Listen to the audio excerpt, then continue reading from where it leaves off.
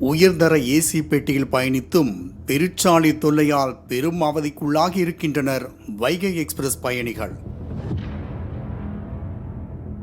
கடந்த 47 வருடங்களாக மதுரை டு சென்னை நோக்கி வைகை எக்ஸ்பிரஸ் ரயிலானது இயங்கி வருகிறது.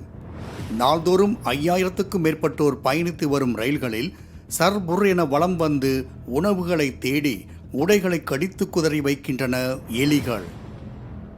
சென்னையில் இருந்து மதுரைக்கு புறப்பட்ட வைகை சூப்பர் ஃபாஸ்ட் எக்ஸ்பிரஸ் ரயிலின் C3 ஏசி பெட்டியில் நிம்மதியாக பயணிகள் அமர்ந்திருந்தனர்.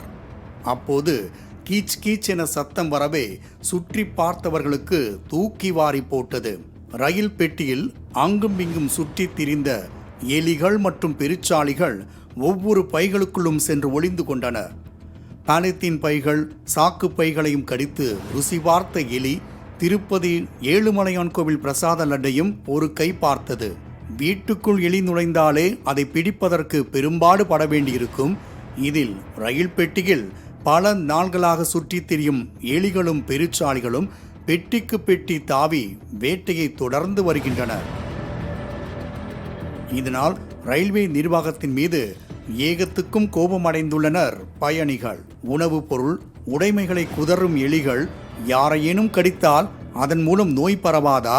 பெருச்சாளிகள் இருக்கும் ரயிலில் குழந்தைகளை எப்படி நம்பி அழைத்து வருவதென்றும் அவர்கள் கேள்வி எழுப்புகின்றனர்.